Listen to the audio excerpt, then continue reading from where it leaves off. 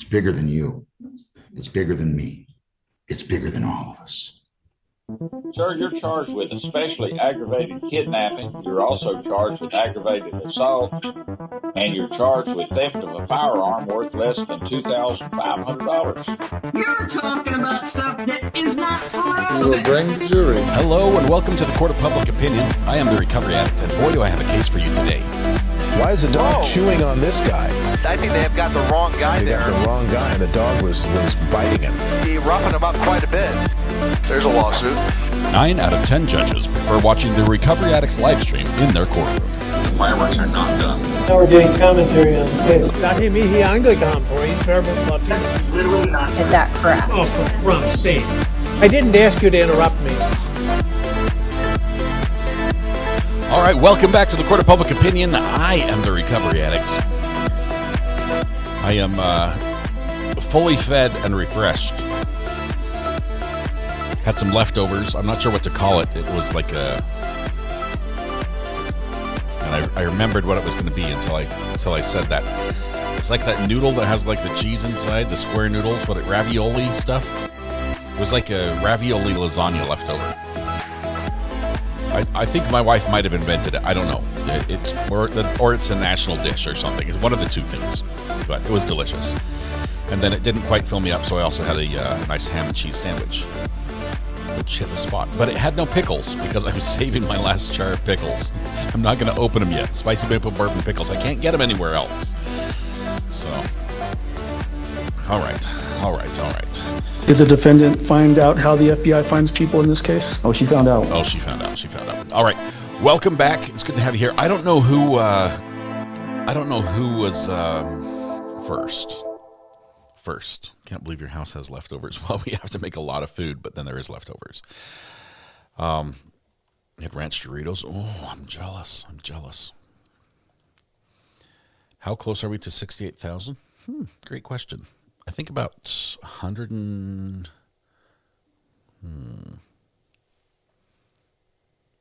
Oh, actually, we're really close. We are 73 away. 73 subscribers away from hitting 68,000. All right. I keep wanting to adjust my glasses. I'm not sure why. Something doesn't fit right on my head today. I'm not sure what it is. It's one of those things that it's because my neck hurts. That's what it was. It's not from the glasses, though. All right. Welcome back. We are going to go back to court here in just a second. I have to give the internet away to Kim R. Kim, congratulations. You are the owner of the internet. Bing, as you show right here. Being first in chat has its punishment. Everyone's outing you as well, so you thought you could get away with it. You can't. But everything IP related, if it's a problem, it's your problem now. So congratulations, Kim. But you've done well at this before, so you're going to do great now. All right. Let's see. Still drying my hair, Sister Ben. I'm sorry. Chat not on screen. Fix that. Oops. There we go. So on screen, Kim, you are the beast with the internet. Absolutely, 100%. Saturday streams hurting the bot. I know. I think we're taking this Saturday off because we'll be caught up. There we go. Kim, thank you for the reminder. All right. That being said, let's go back to court, and it's going to go. We're in the middle of. We're not in the middle. We've got a little bit more DNA testimony to go. We're still 1.25 speed. We are trying to catch up. We're going to be skipping lunch and just working till the end, so that we're probably going to be caught up at the end of today. That's my goal. And hang tight. I know some of this testimony was a little hard to listen to. It got hard for me today, so we had to take a break. But let's go back and see where we are. And another interesting thing we see here is that in this sample, you designated that there were 2 contributors, correct? Correct. And yet all 5 people in this sample had an inclusion, correct? Correct. Now, I understand you then ran it through a separate, part of the StarMix program to see who could be potentially found together in the sample? It's not a separate part. It's doing the same exact processing as for determining the likelihood ratio. It's just putting both of them in there instead of individually. Okay, it's a second step to the calculation? Is that fair? It's an additional calculation. So we calculate them each individually, and then we do them together to see if we get a positive number or support for inclusion, that would indicate that it's a possibility that they are there together. Over-the-air TV is also her responsibility now. Relatively on your verbal scale lower, though, correct? Correct. So we have one that's kind of high, 48 billion, right? And I mean, that sounds, kinda high. 48 billion sounds high, but would you agree with me that, when we're dealing with billions, we're talking about 9 zeros, but when we're talking about like a septillion or a sextillion, we're talking about 24 zeros or 27 zeros? Yes, they're significantly different. So even though it might sound like a high number, it's not nearly as high as some of these other numbers up here, correct? Correct. Okay, so 48 billion is like the highest one we have, and it's relatively high, but not super high. And then we have 2.6 thousand, 9,000, 1.9 thousand, and 85. And those are all relatively low, comparatively speaking, right? Yes. Okay. So the fact that we have 5 inclusions, putting aside whether or not they could be found in the sample together, I want to focus on just that aspect first. Would you agree with me that that's demonstrative of the notion that when we're dealing with the way that star mix works, right? We're giving it hypotheses. Correct. It's not like we are matching a sample. I think you call it manual interpretation. So manual interpretation is more is like the traditional DNA analysis. Is that right? It's the non-software version. Is it what has primarily been used in labs for many years until more recently? Yes. Okay. And in that, when we're dealing with manual interpretation, we're looking at a source profile, right? A sample? Either a single source or a deduced profile is what we're looking at for random match probability. Okay. And so let's say there was a pen left at a crime scene, right? And you're going to take the profile off of the pen, right? And it's unknown at that point in time who it belongs to, the profile. Okay. And then you get a reference sample, right? Okay. And the reference sample is what, let's say the law enforcement is giving to you, and they're saying, this is a reference sample for, Mike Jones, right? And it's we know it's Mike Jones because we took the bubble swab, right? Yes. And so the reference sample is always going to be a complete DNA profile. Not always, but ideally, yes. Generally speaking. Generally speaking, unless it's very old or degraded, then we will get a full profile. Okay. Let's say it's a fresh sample. It'll be generally a full profile. Yes. And then when you have, let's say, the pen that's given to you from a crime scene, and you get also a fairly full profile from that, you're comparing the two profiles.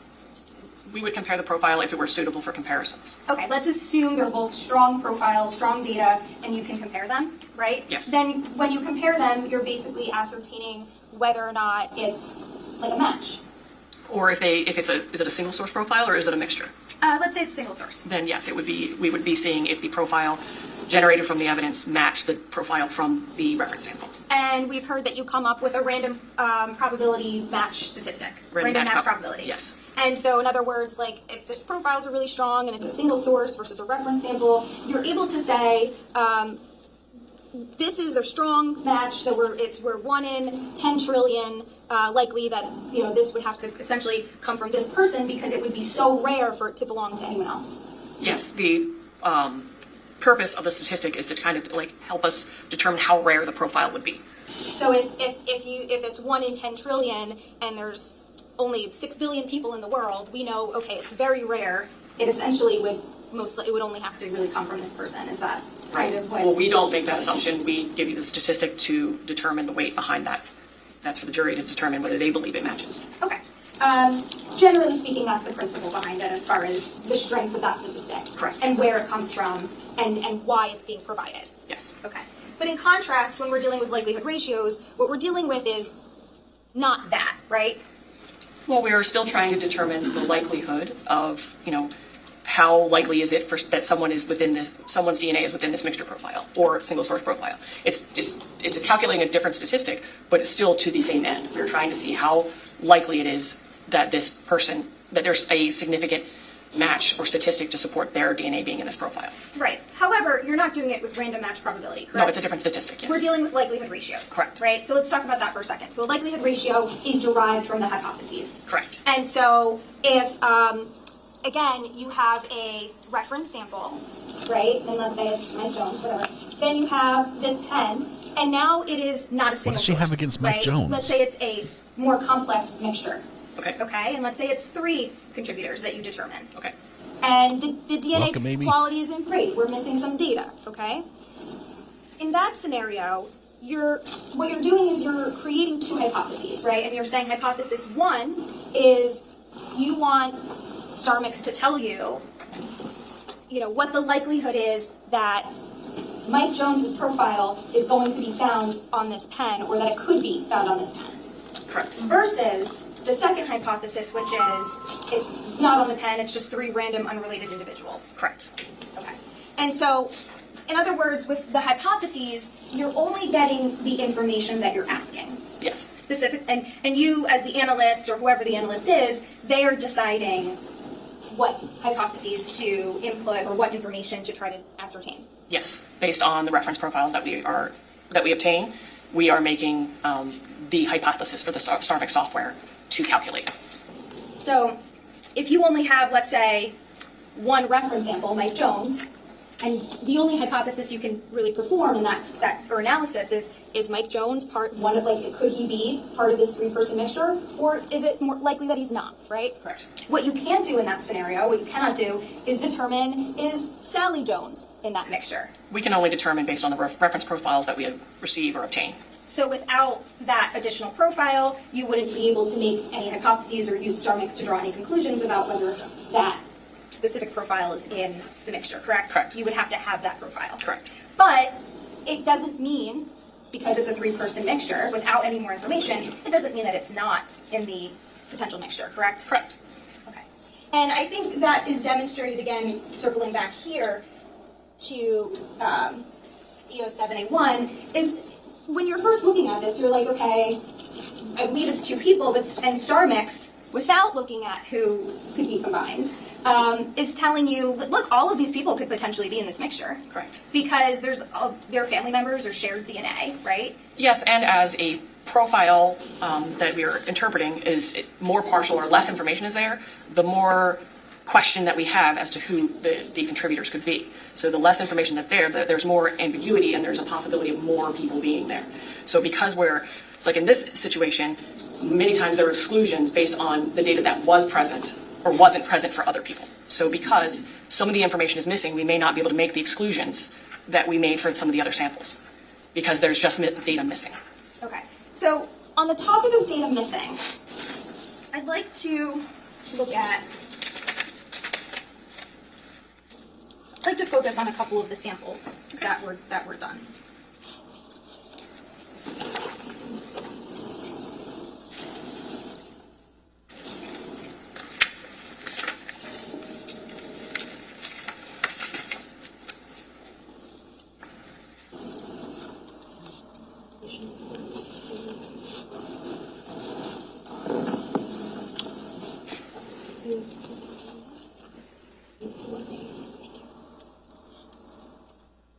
So I'm going to first approach with E142.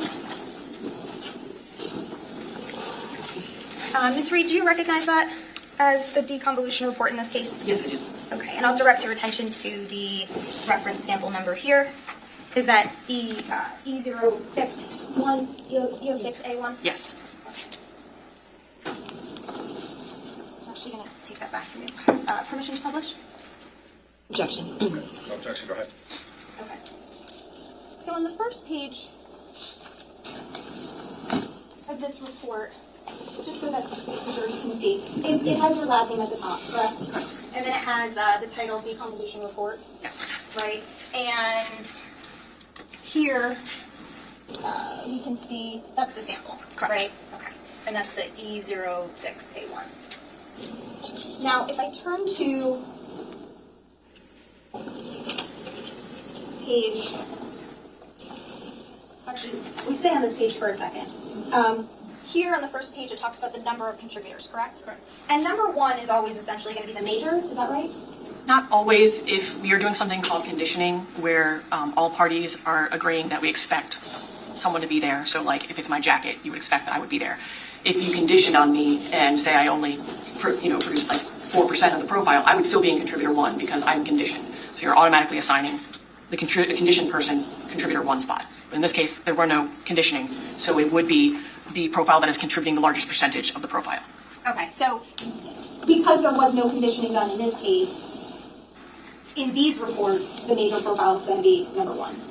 The largest percentage of contribution would be the number one. Major is a word that we use for something else, so I don't want to confuse. Okay. So. Is that not used? Is that only used in manual interpretation? When we're talking about a major contributor, it's usually when someone is contributing 75% or more to the profile. So in this case, that does fit, but it doesn't always fit. Sometimes it might be 55 and 45. So in this case, we have mixture proportion 95%, and then here it's 5%. Correct. Yes. So in this case, because we have 95% of the mixture being essentially derived from this person number one, that's the major. Correct. Here. It's the largest contributor. Okay. Percentage-wise. And it's because it's 95%, and then in contrast, contributor 2 is designated as having contributed only 5% to the profile. Correct. Okay. Now the profile itself, I'm going to, just to remind the jury with 141, again, when we look at like a more complete profile, we can see how all or most of these numbers are filled, right? Correct, yes. Okay. That's why this entire chart is filled with numbers. Yes. Because these are the reference samples, and as we talked about, those are generally going to be full profiles. Generally, yes. Now here, if we take a look at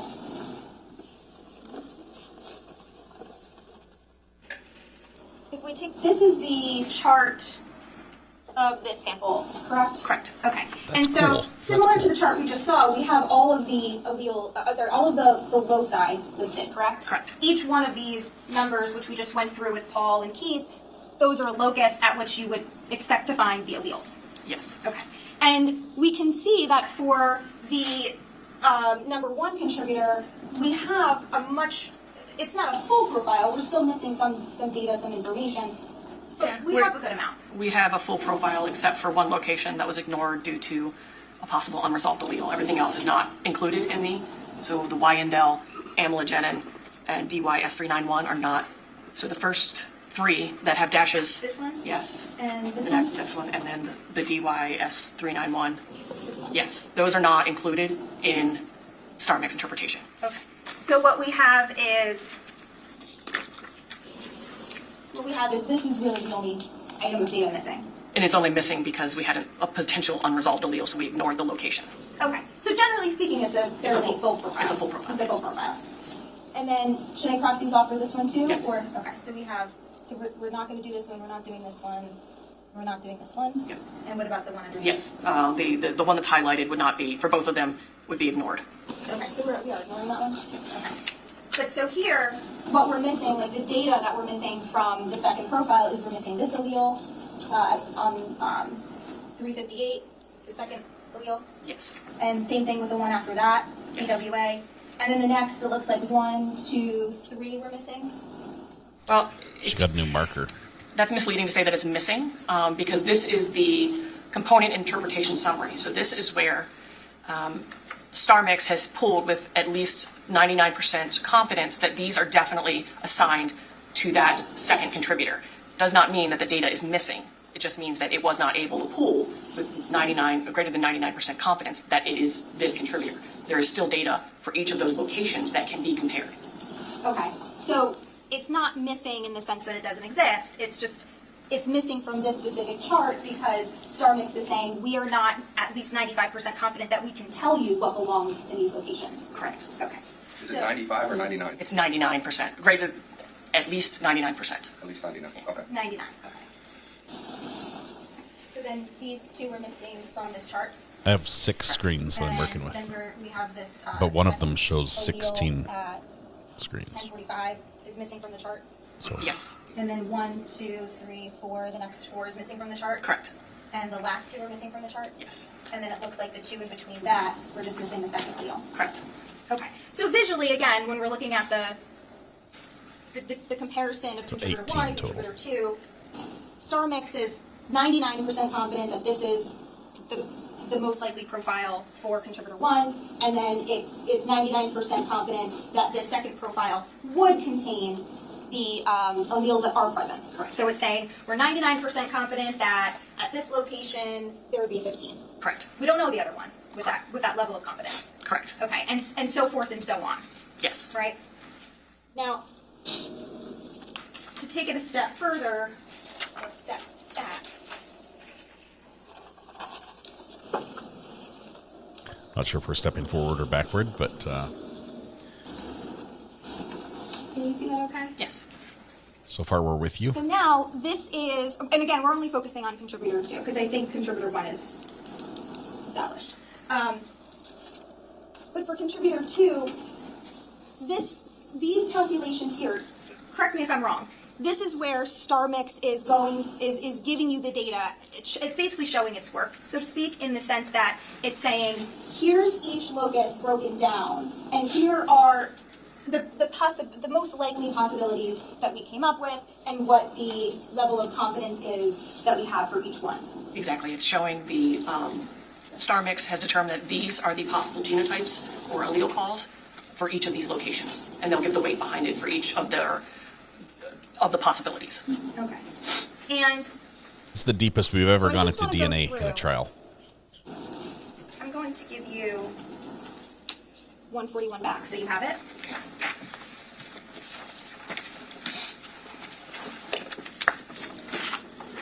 And I just want to go through this sample. Again, this is E06A1, which I think was the glove. The exterior of one of the gloves, yes. Before we start, actually, I just want to clarify something.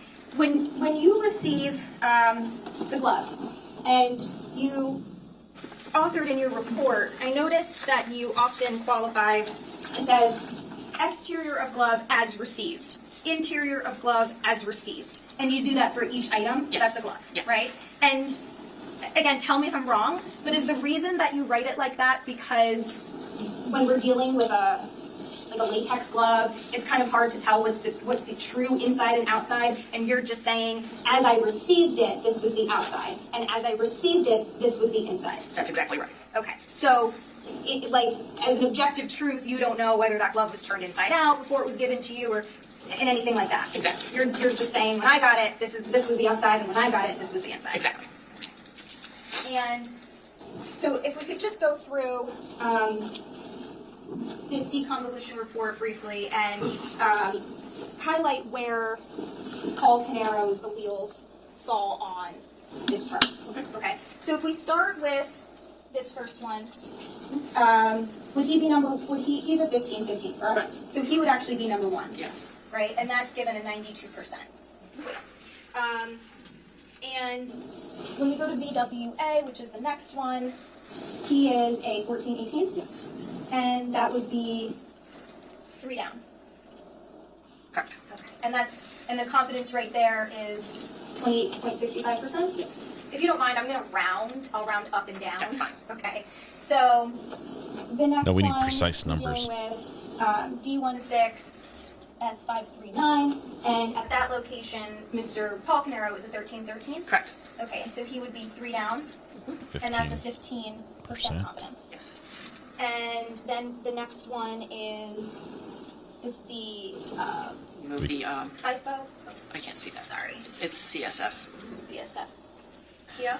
CSF 1 And PO. Mr. Paul Caneiro's a 12-13. Correct. So he's 15, second down. 16%. And that is a 16% confidence if we round up. Yes.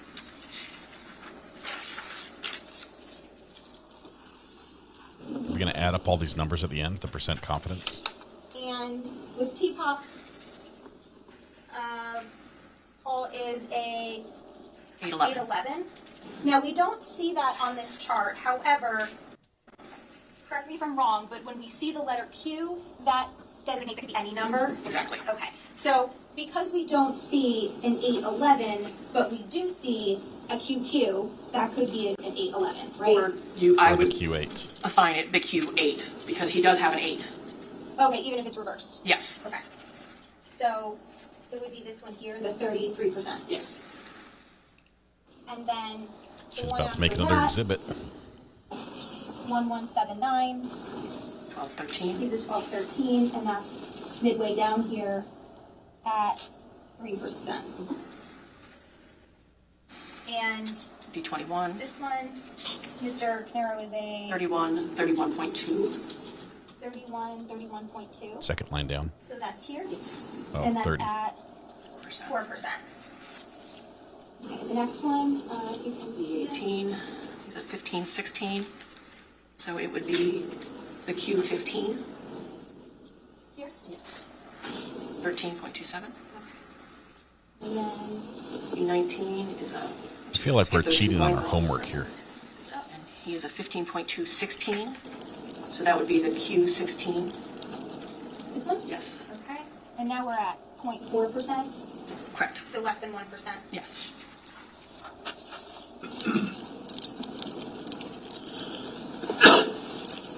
And we'll look at the next one. Sorry, did we skip a location? Oh, I have to do. Would you go one? Oh, F is it FGA? No. Can we go back to the last one we did? Sure. Oh, this last one here? Yes. It's not me. I'm playing with my little fidget toy. So one, he is a 6'9". And there's only one listed because it's 100%. Yes. And again, what this means is that Star Mix is 100% certain that at this particular location, the person would have a 6'9". Correct. Oh, I thought Star Mix had an A in it. It's just STR Mix. And back to 1045. Just unwrap it already, Judge. Stick it in your mouth. Top. Oh, we skipped one. Oh, it's that one. Okay. And this is another 100%. Correct. Okay. So again, Star Mix is 100% confident that this would be the of the two alleles of application. Correct. And the one after that now. Are we folding up the wrapper into a little airplane? Is what? What are we doing right Is it now? 16, 16? And that's down here? Yes. 0.4. So I'll just say less than 1%. And the next one? He's a 12, 12. And that's a 36%. Yep. I need somebody in court to tell me what's going on with the wrapper. And we're at a little more than 1%. I think whoever was coughing was also doing the wrapper. 7, he is a 10, 12. Which in this case would looks, I can't see the bottom. So, do so no, he would be a Q12. Q10. Q10. Up. Fourth one down. Thank you. Okay. And that's at 10%. And then he's a 16, 16. So it's number one, and it's 25%. Correct. So we notice how, sometimes even if it's the top number, the top number is not always 100%, right? Correct. It's still giving you, this is the most confident we can be. And when I say we, I'm just on us. Okay, we're almost done here. I think this is the last page. Yay. D10, he has a 13, 14. Which is 61%. 61. D1, he is a 13, 17.3. Which is a 45%. 45. D12, 18, 19. Which is the third one down. And that's 15%. And then I think, is this the last one? D, yes, it is 17.25.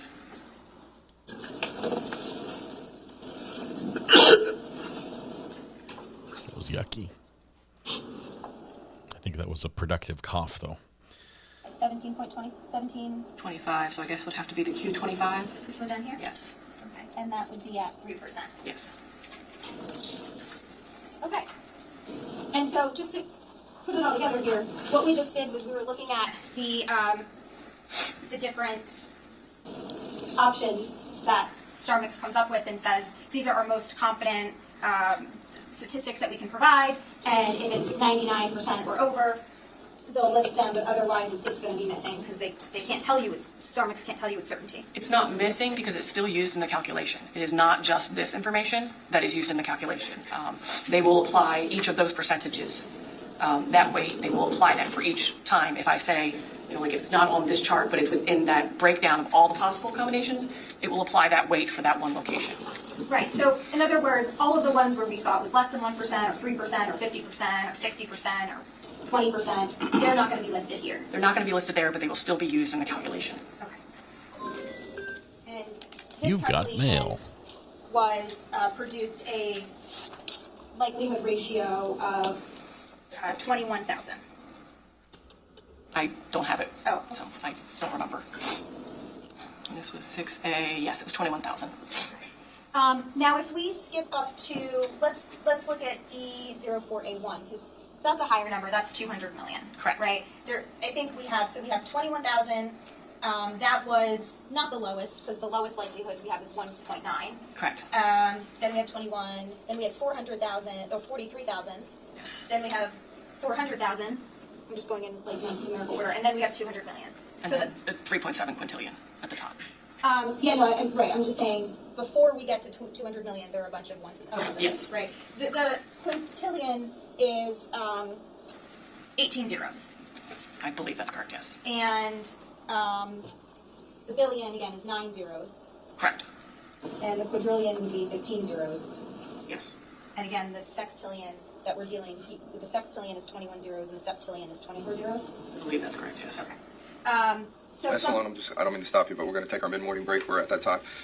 Ladies and gentlemen, we'll take the mid-morning break. We'll give you 20 minutes, and then we'll come back out. Ooh, so great. Please don't discuss this case or do any research, and keep the lights on in there. Don't go to sleep, whatever you do.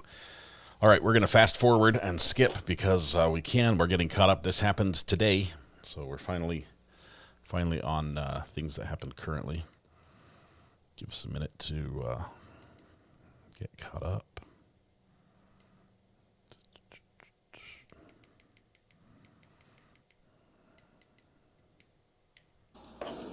All right. Court's back in session.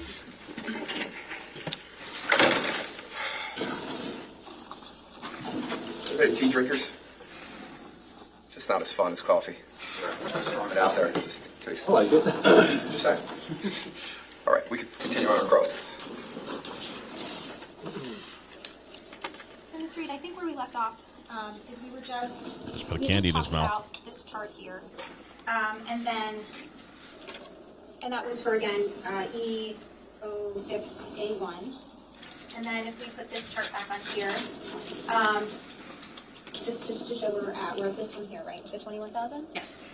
So, I guess if we're bringing it back to the pen analogy, perhaps, what this tells us here is that with respect to Sophia, right, there's an 876 trillion more greater likelihood that her DNA would be, if this pen had a mixture of two, right, that her DNA would be on this pen, hypothetically, as opposed to two other random people. Why don't we talk Correct, about yes. bloody pants instead And then of when we pen? focus on Paul, the likelihood that his DNA would be a part of this mixture is 21,000, as opposed to the likelihood that his DNA is not included.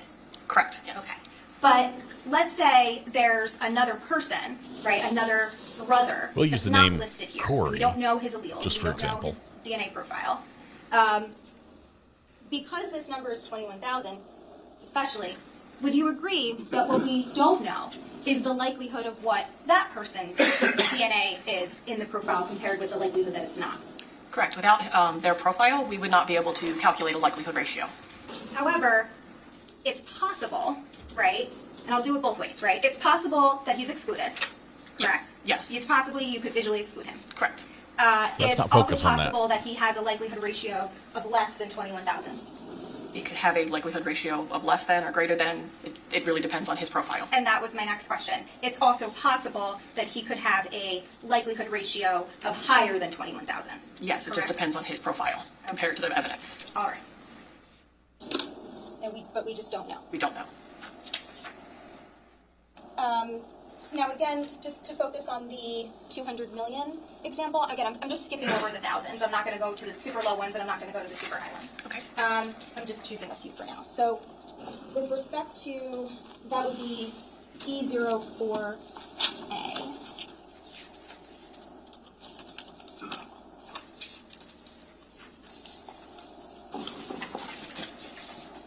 I'm going to show you what's been marked as D143.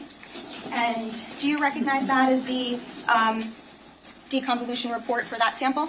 Yes. Yes. Okay. All right. Now, I won't tediously go through all of those alleles again. I'm just going to skip to the chart. Here.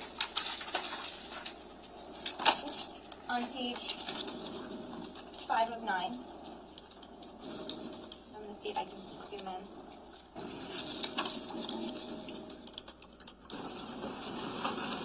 Okay. And so in this scenario, can you just remind me again which ones we're crossing off? It's mid-mel and A-mel? Yes.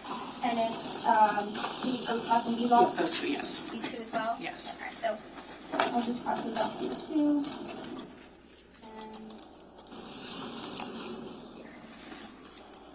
And so in this sample where we have a likelihood of 200 million, right? Yes. I'm just gonna, if it's okay with you, highlight these alleles, spots, locus, these locus. I'm gonna highlight these loci. How about loci? Right there. Okay.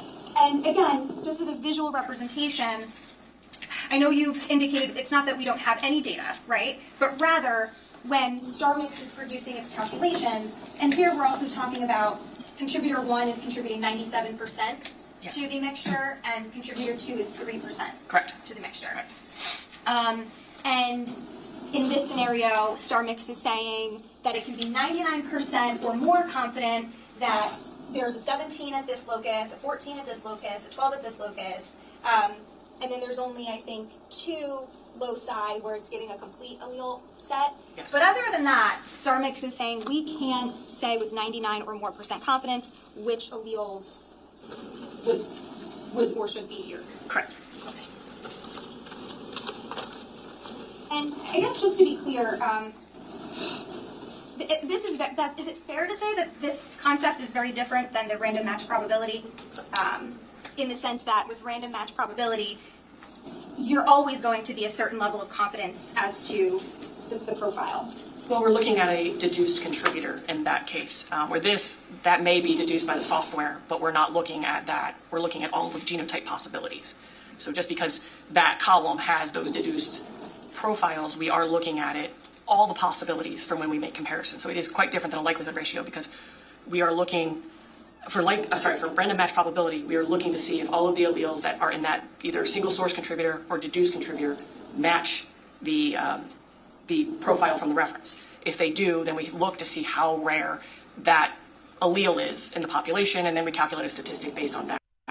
Where this is, we're looking at how likely each of these genotype combinations are, and then that is used to help calculate the statistic. It's not how rare they are as much as it is like how much weight is given based on this likelihood ratio.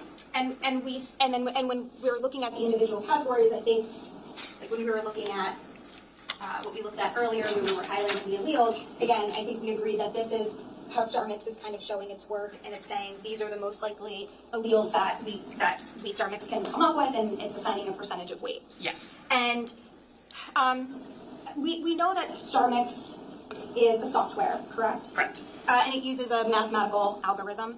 Yes. Now, the mathematical algorithm is not, if we were to think about it as like a giant equation, right? It's not something that any human can really sit down and like try to work out long answers. We can do like individual calculations, but the number of calculations that they do in the time is simultaneously. It's not possible for a human being to do that.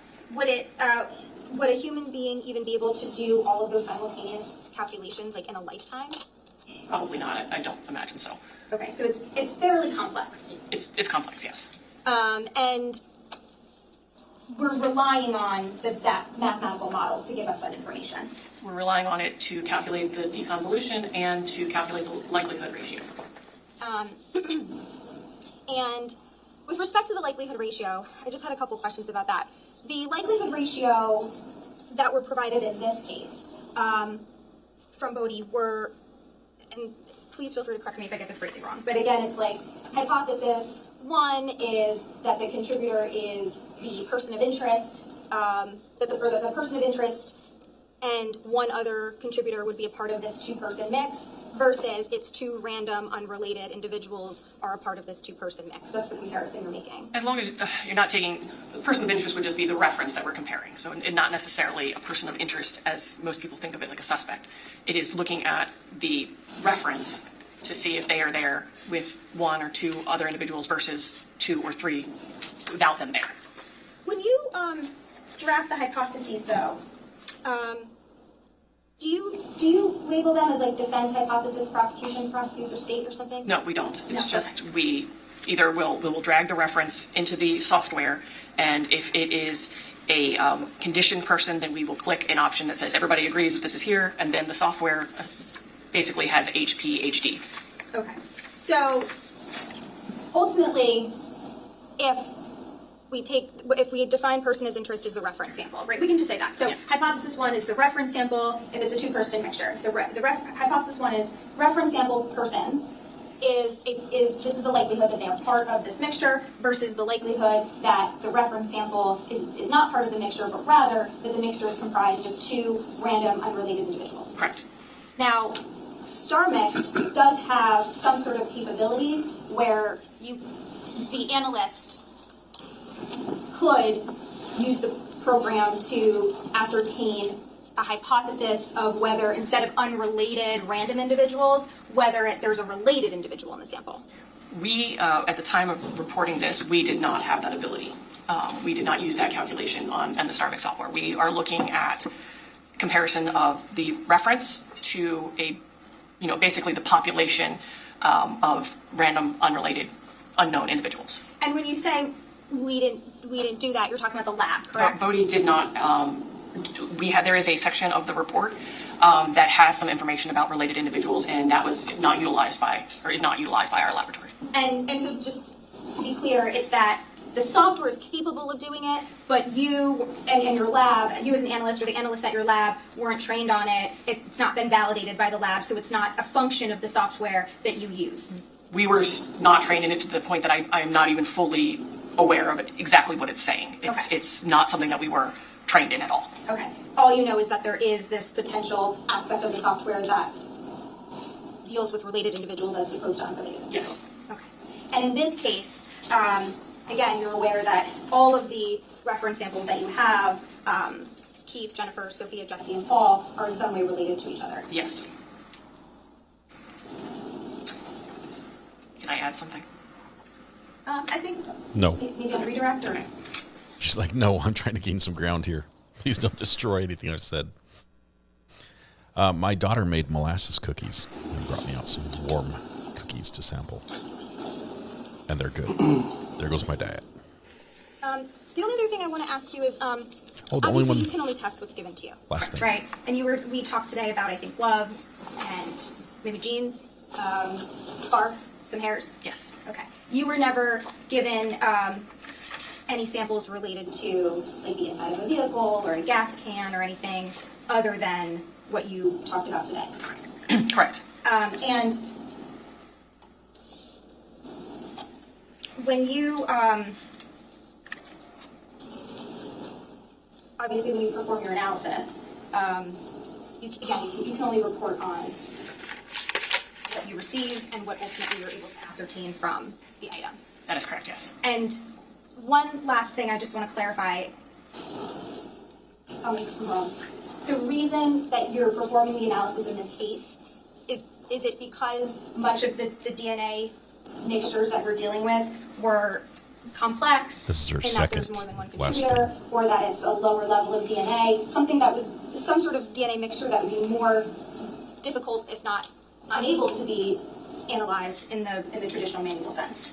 Not necessarily. It just depends on, we don't know what we're getting. When we process a sample, we will determine the best way to process it based on the profiles that we obtain. Some of our clients request StarMix to be used regardless. And some clients haven't brought StarMix online, so they're not able to use it. And we can sometimes say, okay, if we're not expecting this to go into a CODIS database, then we suggest using StarMix because it will aid with this. But it doesn't mean that we have to use it. It really depends on the profiles and the client and what their requests are. Right. In this specific case? In this specific case, I believe Star Mix was, we talked about using Star Mix. And some of these mixtures obviously have, let's say, you've identified 3 contributors, right? Yes. And that's something that Star Mix would be better equipped to? Yes, if we're hoping to make conclusions on minor alleles when there's mixtures of, more than one individual, then Star Mix can be useful for that. So if a lot of these, the contributor 1 was a major contributor, so we could have manually interpreted it and still been able to make conclusions on that manually. But because of Star Mix, we were able to make conclusions on some of the minor alleles as well. And these are profiles, so when we're dealing with the minor profiles, where it's like less quantity, lower quality type DNA, that is something that Star Mix is equipped to, analyze as opposed to manual analysis. That's correct, yes. All right, thank you. Direct. Thank you, Judge. Ms. Freed, a little while ago on cross-examination, you indicated, you asked if you could say something else. Do you recall that? Yes. You were stopped from saying something else? Yes. Can you tell us what you were going to say? I was just going to say that just because we don't utilize that section, my impression is that is giving you the likelihood of how, if a related person, not the references that you have, how likely it is that unknown relative would be there. It doesn't change anything about the relatives that were tested. Now, you were asked a question about Star Mix being complex because it does a lot of calculations. Do you recall that? Yes. Do you know about how many labs are using Star Mix today currently? I don't know any number, but I know that most states have brought it online. And so it is a very expensive endeavor to bring it online. So the number is increasing all of the time. Now, does each and every lab that utilizes Star Mix have to validate Star Mix in their lab prior to being able to use it? Yes, in order to use it and pass accreditation standards, you have to have it validated for your laboratory. And do they do numerous and painstaking tests with samples that known samples, essentially? Yeah, so validation involves using, creating different samples, trying to create as many scenarios similar to real casework that we would see to try to test the system and make sure that it's accurate. Now, the random match probability and then the likelihood ratio, those are two separate statistics? Yes, they are. Is there one that's more reliable than the other of those two? No, they're both reliable and accepted in the community.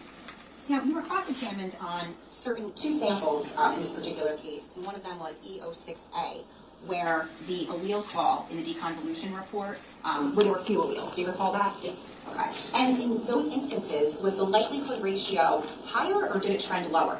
It would trend lower. The less information that you have for each of the contributors will result in a lower likelihood ratio. Okay, and is that something that's expected by you? Yes, it is.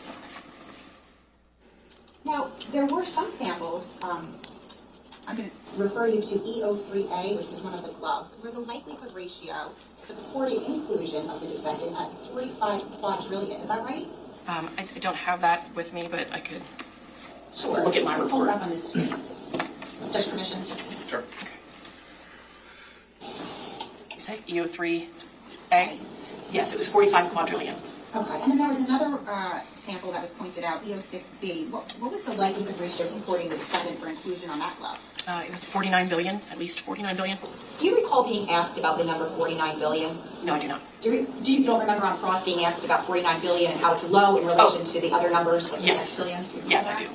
So, just I remember. in context, how many people, if you know, are on the face of this earth? I think it's about 8 billion. 8 billion. 8 to 9 billion. And here there's the likelihood ratio supporting inclusion for the defendant of 49 billion? Yes. You were asked about some common allele sharing between Keith and Paul. Do you remember that? Yes. And did you know that going into your analysis that there was common allele sharing? Yes, because they were related, we were aware that there was going to be some sharing happening. And did you have the allele charts for each individual prior to running the mixtures through Star Mix? We have them prior because they were received even before we had the evidence, but we don't look at them until after the deconvolution. We do analysis and interpretation of the DNA profiles. We make our conclusions based on the number of contributors, and then we run them in the Star Mix. Sometimes in this case, because of related individuals, we may have to take those into account because we want to see if there's any allele sharing issues that are happening that would make it inappropriate for us to run Star Mix. Did you notice anything, any problems, or was anything flagged by Star Mix or by you as the analyst in terms of any overlapping alleles because of the familial relationship? No, the peak heights that we obtained were consistent with allele sharing, but each of the individuals had enough differences that they were able to be visually excluded in most of the cases. So it made the analysis fairly easy because most of these had instances where they were visually excluded. So along those lines, were there actually 5 samples here where the defendant had a likelihood ratio supporting inclusion, but his brother was able to be visually excluded by you? There's 1, 2, 3, 6. Yeah, 6 that he was able to be visually excluded, and 1 where he was excluded by the software. Now, there was some discussion on how when the contributors share a lot of alleles, that can sometimes cause the analyst to underestimate the number of contributors. Is that right? Yes. Okay, but based upon your years of experience and the thousands of DNA samples that you've run, how confident were you on your number or your call for the number of contributors in each and every one of these samples? I was very confident based on the number of alleles present, the peak heights of each of the locations. They were consistent with the number of contributors that I determined.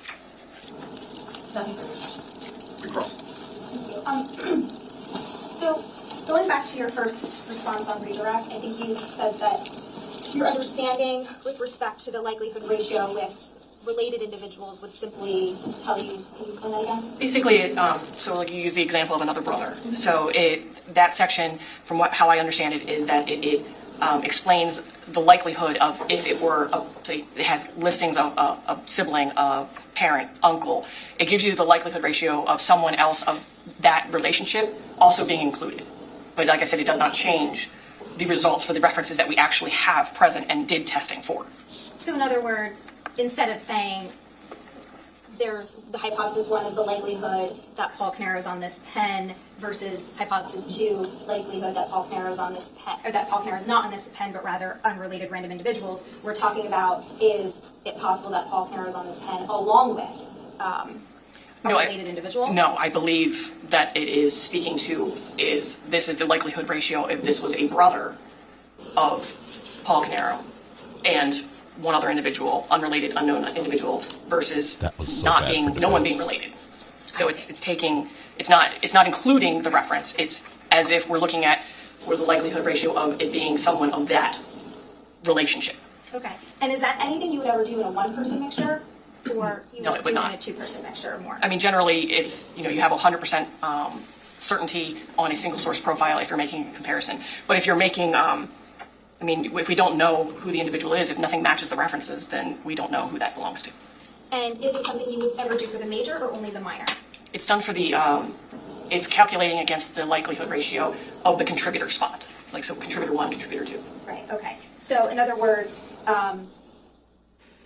it would allow the program to give you information about whether there is any what the likelihood is of an individual related to the person, let's say Paul Caneiro, is found in this mixture. Correct. Okay. But again, that wasn't done here, right? No, it was not. Okay. And with respect to the 49 billion, She has to have the last word. It's going to go back and forth forever. so the prosecutor asked you about this sample EO61, which is the 49 billion. Yes. Or B1 rather. And the prosecutor asked you how many people there are on the planet, right? Approximately, yes. Okay. Now, in putting that aside, right, in random match probability, if the statistic is 1 in 49 billion, right, what that means is, tell me if I'm wrong, that the likelihood of this DNA profile belonging to anyone else other than the suspect is 1 in 49 billion, correct? It's the probability of randomly selecting a person from the U.S. population that would have the same profile as the evidence.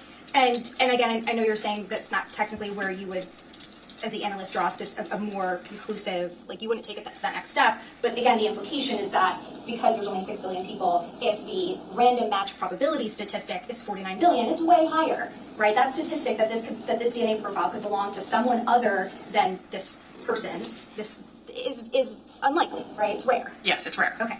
But that's random match probability, that's traditional DNA analysis, correct? Yes. What this says here with the likelihood ratio is that it is 49 billion times more likely that Paul Caneiro's DNA is part of this 2-person mixture than it is that it's than hypothesis 2, which is it's not included. Yes. Right? And as we can see, Sophia is at 19 quadrillion, right? Which is higher. Correct. So What we don't know is if there is a third person or another person, what their likelihood ratio could be. Could it be higher or lower? Without testing, we have no way of knowing what their likelihood ratio would be. So the fact that there's 6 billion people on the planet is really not relevant to the determination of a likelihood ratio with respect to whether this person, what the likelihood that this person is contained in a specific mixture. No, I think I use that example of the population to try to give some idea of the size of the number. Okay, yeah. Right, but this is not indicative of a random match probability statistic. Correct. Yeah, some of these numbers are very difficult for people to visualize, so I use it may take 27 billion Earths to get to this number. So it's just to try to make it a realistic number for people to understand. That's a lot of Earths. I think in that vein, just briefly. So I think we said earlier a quintillion has 18 zeros, right? I believe so, yes. This is focusing on Paul. 45 quadrillion has 15 zeros. Yes, I believe. And 49 billion.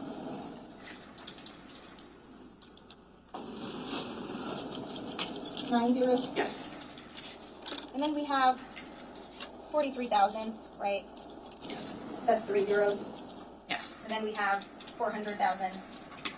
That's, I guess, it's technically 8 zeros, but here it's 7. Yes. And 2,900, right? Yes. And I think we have 21,000. And then the 200 million. And then the 200 million. 3 more zeros. Okay? Yes. And then here,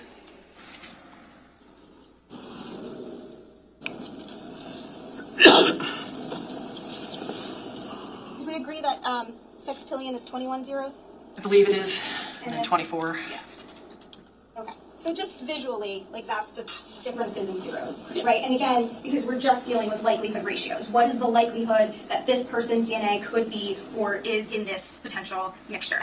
Yes. And lastly,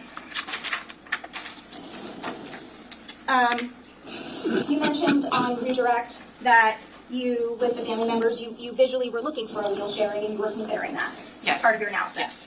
And I think you also said that you had excluded Keith a variety of times. Correct. Again, you can't exclude someone whose profile you don't have. Correct. And you can't consider the sharing of alleles with respect to any other family member whose profile you don't have. Correct.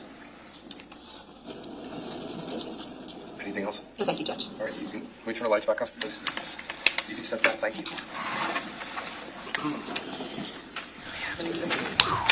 We made it. Before we go on to the next witness? We made it. Okay.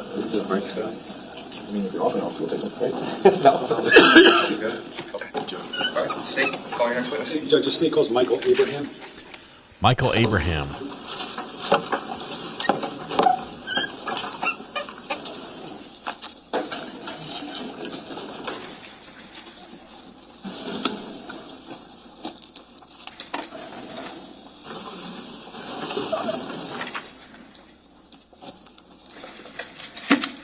Sorry, just watch your step. Go up there.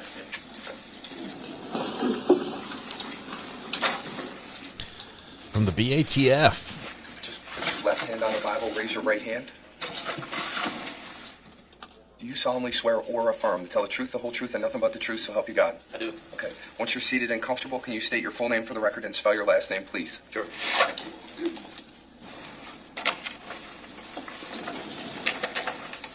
He's getting comfy. My name is Michael Abraham, Abraham. Thank you. Prosecutor, go ahead. Thank you, Judge. Mr. Abraham, can you tell us where you work? I work for the Bureau of Alcohol, Tobacco, Firearms, and Explosives, better known as ATF. Okay. Approximately how long have you worked for the ATF? Coming up on 10 years now. And do you have a specific title or role with the ATF? Yes, I'm a forensic electrical engineer. Okay. Now, before we go any further, I just want to permission to refer. Go ahead. I just want to show you what's been marked as SQ52 for identification. Do you recognize that? Yes. What is that? It's a copy of my CV. Okay. And does that document your educational background? Yes. How about your work history? It does, yes. Does it document training in essentially training that you received in the course of your career, both with the ATF and also before? Yes. Now, can you just give us the benefit of your educational background? Sure. I have a bachelor's degree in electrical and computer engineering. I have additional advanced training in fire investigation and forensic analysis for electrical systems and other mechanical systems. And as a part of my education, training, and experience, I also obtained licensure as a professional engineer in the state of New Jersey currently, as well as other states. Okay. Now, so you talked about graduating with the electrical engineering degree, correct? Mm-hmm. And where was that from? Rutgers University. Now, after obtaining that degree, did you go into the workforce? I did, yeah. And what did you do specifically? I was a design consultant for mechanical, electrical, and plumbing systems for design and construction associated with them throughout the New York City metro area. Okay. And now, at some point you transitioned to the ATF, you said, correct? That's correct. Now, is part of what the ATF does is investigating fires and explosions and things like that? Yes, ATF has federal jurisdiction for fire investigations. Okay.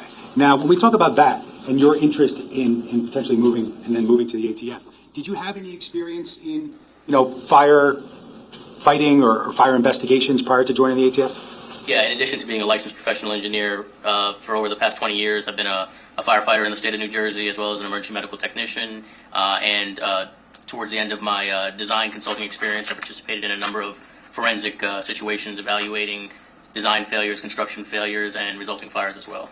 Okay. Had you ever worked with the ATF before you actually worked for the ATF or no? Not worked for the ATF, however, I had taken some training classes offered by some of their personnel in fire investigation. Okay. And ultimately, as you said, you accepted a position with the ATF, correct? That's correct. Now, was there any specific training that you needed to undergo upon your initial hire? Yeah, so we take the training required essentially for fire investigation for ATF fire investigators, which includes coursework at the National Fire Academy for fire investigations, coursework in advanced electrical fire investigations, courtroom testimony, and other similar courses. Okay. Now, after doing that initial training that you just talked about, did you undergo or have you undergone any specific, other advanced fire investigation training?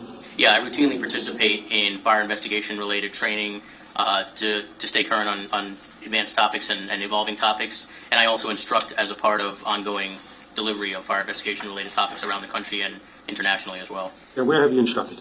The National Fire Academy for several fire academies around the country, including New York and New Jersey, to name a few. Internationally at the International Law Enforcement Academy in locations like Thailand and El Salvador, and as well as other venues such as conferences where engineers, attorneys, fire investigators, law enforcement, and members of the fire service attend for advanced training. Okay. Now, with respect to any particular certifications you might hold in the field of electrical engineering as it relates to fire investigation or just fire investigation, can you talk a little bit about that? Yeah, so in addition to being a professional engineer, I'm also a certified fire investigator with the International Association of Arson Investigators and the state of New Jersey. And those certifications, do they require testing or do they require certain requirements that you need to undergo? Yeah, there's the IAAI certification requires a combination of experience with fire investigation, testing, as well as education, background, and coursework. Now, during the course of your training and your career at the ATF, or otherwise, have you learned about the NFPA 921 and 1033? Yes. Okay. And the 921 is what, if you could tell us? Guide to Fire and Explosion Investigation. Okay. Is that a method that's generally accepted in the field of origin and cause investigations in the United States? Then? Yes, it outlines a methodology that can be used for origin and cause investigations. Okay. Now, are you a member of any professional organizations or on any committees or the like? Yeah, as far as organizations are concerned, I've been a member of IEEE, so that's the Institute for Electrical and Electronics Engineers, for over 20 years, or 15 years or so. The National Fire Protection Association, IAAI, as I mentioned. As far as committee work, yes, I serve on NFPA, the newly created NFPA 800, for example, which is the battery safety code as a representative from ATF on lithium battery involved fires.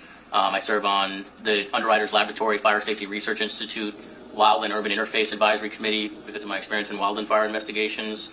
I serve on their electric vehicle first responder safety advisory board for providing guidance for first responders on how to deal with electric vehicle fires. And then there's been numerous others in the past that have concluded there. Now, as part of your job responsibilities, do you often engage in cooperative investigation with other agencies? Yes, I obviously work at ATF with ATF special agents for investigations, but the majority of my work is actually providing technical assistance to state and local investigative entities. Now, Mr. Abraham, based upon your time with the ATF and your experience in the field, have you had the opportunity or have you been asked to testify in a court of law regarding your work specifically with the electrical aspects of fire investigations? Yes, I've testified as an expert witness in local, state, federal, and military court. And approximately how many times have you done? Approximately 6 or 7 times. And during the course of those testimonies, have you been offered as an expert in the field specifically of electrical and electromechanical engineering matters as they pertain to origin and cause investigations? Yes. Okay. And were you accepted by those courts as an expert in that regard? Yes. Your Honor, at this time, the state would offer Michael Abraham as an expert in the field of electrical and electromechanical engineering matters as they pertain to the origin and cause of fires and explosions. You may want to say that again, considering it was very long. I tried to say it very slowly, but yeah. I was trying to write it down, but I didn't do well at school, so we'll start over again. Electrical and electromechanical engineering matters as they pertain to the origin and cause of fires and explosions. Any objection? Sure.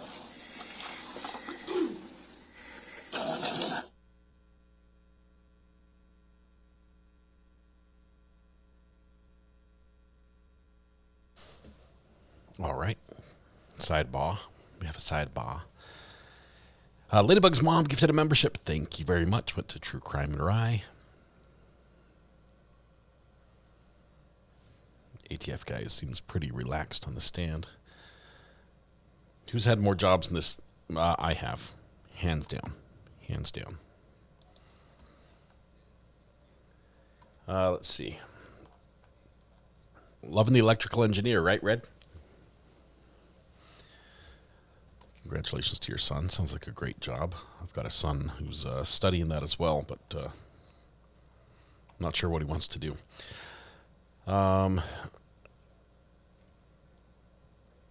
Yes.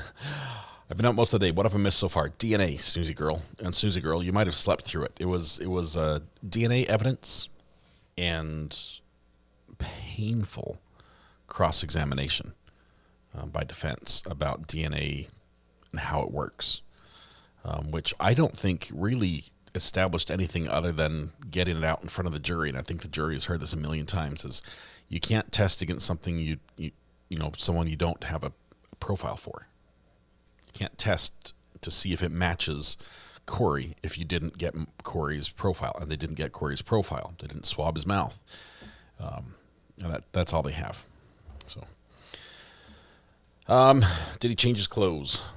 Yes, because it was a different day. This is today. This is current. This is what he's wearing today, like real time.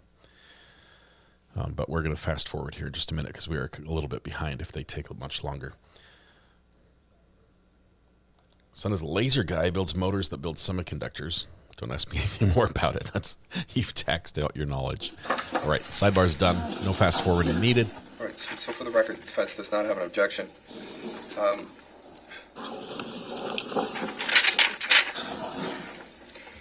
Short version? As a general rule, witnesses can only testify to facts known by them. This rule ordinarily does not permit to be received as evidence the opinion of a witness who is not testifying as an expert. However, an exception to this rule exists in the case of an expert witness who may give their opinion as to any matter in which they are versed, which is material to the case. In legal terminology, an expert witness is a witness who has some special knowledge, skill, experience, or training that is not possessed by the ordinary juror, and who thus may be able to provide assistance to the jury like the in 10th understanding time the evidence this presented and determine the facts in of this the case. trial. You're not bound by such expert's opinion, but you should consider the opinion and give it the weight to which you deem it is entitled, whether great or slight, or you may reject it. In examining an expert's opinion, you may consider the reasons given for it, if any, and you may also consider the qualifications and credibility of the expert. It is always within the special function of the jury to determine whether the facts on which the answer or testimony of an expert is actually, excuse me, I tried to fly through it. It is always within the special function of the jury to determine whether the facts on which the answer or testimony of an expert is based actually exist. The value or weight of the opinion of the expert is dependent upon and is no stronger than the facts on which it is based. In other words, the probative value of the opinion will depend upon whether from all of the evidence in the case you find those facts are true. You may in fact determine from the evidence in the case that the facts that form the basis of the opinion are true, or not true, or true only in part. And in such, you should decide what effect such determination has upon the weight to be given to the opinion of the expert. Your acceptance or rejection of the expert opinion will depend, therefore, to some extent on your findings as to the truth of the facts relied upon.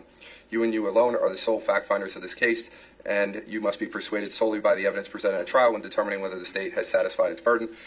As the sole judges of the facts, you are to determine the credibility of the various witnesses, as well as the weight to be afforded to their testimony, to determine whether the state has proven beyond a reasonable doubt all elements of the crimes charged. So, just to give you context, so you know, yesterday we went through a couple DNA experts. I didn't re-give you the charge because I'd given it to you for what a DNA expert would be. Today we're going into a different area. We had DNA this morning. Now we're going into an engineer. That's why I wanted to give it to you just as a reminder one more time. But I do understand that you are very well versed in that charge. I appreciate it. But I just want to make sure the record is clear that I've given that to you. I do respect the fact that you've listened the first 12 times I've given it to you. I'm exaggerating. Mr. Decker, go ahead. Mr. Abraham, I want to ask you about your involvement in a fire incident that occurred on November 20th, 2018 in Colts Neck, New Jersey. Okay? Are you aware of that? Yes. Okay. Was there a point in time that you received a request to assist other agencies, including the ATF, in that investigation? Yes. Okay. And where did that request come from? That request came from Special Agent Certified Fire Investigator Jesse Lampf, who's now retired but active at the time. Active with the ATF? That's correct. Okay. So he reached out to you about your assistance? Yes, he reached out to me and asked for my assistance with a fire in Colts Neck in Monmouth County to assist the Monmouth County Fire Marshal's office as well as the prosecutor's office and the local police with an investigation. Okay. Now, was there a point in time when you physically responded to that Colts Neck address? Yes. Okay. Do you recall the date? November 24th, I think it was, in 2018. Now, just before we go any further, I should ask you, I'm going to approach and show you what's been marked as S253 for identification. Do you recognize that, sir? Yes. And what is that? It's a copy of the engineering report I authored as a result of my scene examination. Now, you said, did you say November 24th, 2018 is the day you believe you responded? That's correct, and that's what's documented on my report. Okay, and when you responded to that location on that date, did you meet with other individuals from some of the agencies that were involved? Yes, I met with the investigators on scene at the time. And was it your understanding upon arrival that an origin and cause investigation had already begun prior to your involvement? That's correct. Okay. Now, as part of your response that day, did you receive, I don't want to know exactly what it is, but did you receive information relating to like what had been discovered thus far in the investigation? Yes, typically in a case where I get involved after the fact, which I oftentimes say what ATF stands for, I get brought up to speed on how the investigation has taken place so far. So I need to have information of what they've seen, what they've moved, what they've looked at. Okay. Now, so just to be clear, you said you were contacted by Special Agent Jesse Lampf from the ATF, or then from the ATF, correct? Correct. Was he an individual who was involved in assisting in the origin and cause? Yes. Typically, my involvement in investigation comes by way of an ATF special agent being involved, who is also assisting a state or local entity with their investigation. Okay. And your specific, the reason specifically why they ask you to come to the scene is what? Be able to consider the electrical aspects of the fire investigation or electromechanical aspects for any contributing factors for the origin and cause to consider. Now, the people you work with, like Jesse Lampf from the ATF, you said he's a certified fire investigator, correct? Is that accurate? Correct. Is he an electrician? No. Okay. Now, so I want to take you to your response on November 24th of 2018 to Colts Neck. Can you tell us about, you told us about what you knew. Can you tell us about what you did when you got there? So typically, a scene examination for a fire involves evaluating, first and foremost, the power system from the outside of the structure working its way in. This includes all the sources of power. So this could be your utility connection, which could be PSCNG, JCP&L that you guys may be familiar with, or any other utility provider, and any other sources of power on the scene which would allow for the scene to remain energized. And if it is energized, we're considering any of those potential sources of ignition or any information forensically that they may provide related to determining the origin of a fire. So when you go to the scene that day, do you go inside or do you start outside? Start on the outside. Why do you do that?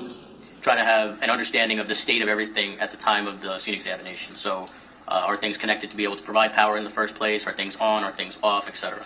Now, is that the idea that you start outside? Is that also something that's consistent with fire investigation generally? Yes, generally it would be consistent with the methodology that's used for fire investigation. And that would be as defined by the NFPA 921 scientific method, so to speak? Correct. Yeah, the scientific method and NFPA 921 utilize that as an example of how you would approach for your methodology for investigating a scene. Okay. So you talk about trying to locate areas on the exterior of the home where power could be provided, correct? Correct. Okay. And can you talk about the ones that you, or I guess, just generally tell us the ones that you identified, and then we'll talk about each individual. So we have an electric utility meter that typically provides utility-provided power. So we're investigating whether or not that was involved providing active power at the time of the incident. This location also had a generator, which has to be considered as an alternate source of power. And this location also had a solar array, which can also be considered an alternate source of power. So we talk about the actual electrical panel, correct? The electrical meter on the outside, yep. Okay, the electrical meter. You got a solar panel array on the property, right? That's right. And then you talked about the generator, correct? That's correct. Okay. Now, I want to just, if I could, I'm going to ask for the back table. SNC.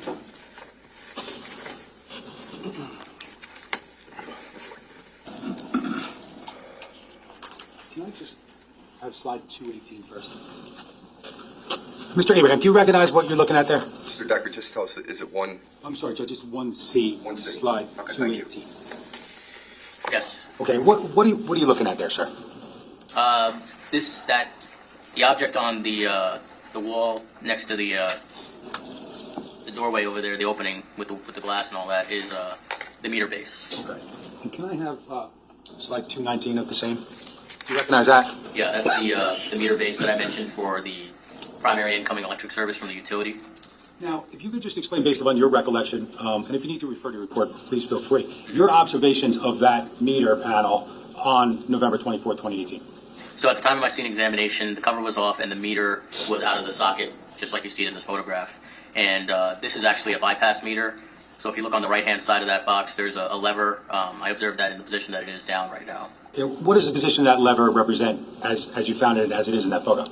So this type of meter socket allows you to bypass the meter, so that way when you pull it for servicing or any type of maintenance work, you can allow power to remain connected from the utility, so you don't have a loss of power. In order for that to be the case, the cover has to come off, the handle has to be in the off position, and then you can pull the meter out. With the meter being out and the handle being down, it means that there was no utility power at the time of my examination being provided to the scene. Okay, now, as part of, obviously you talked about the joke about the after the fact thing. I mean, is that normally how you would respond to a scene of a fire after the fact? Yes.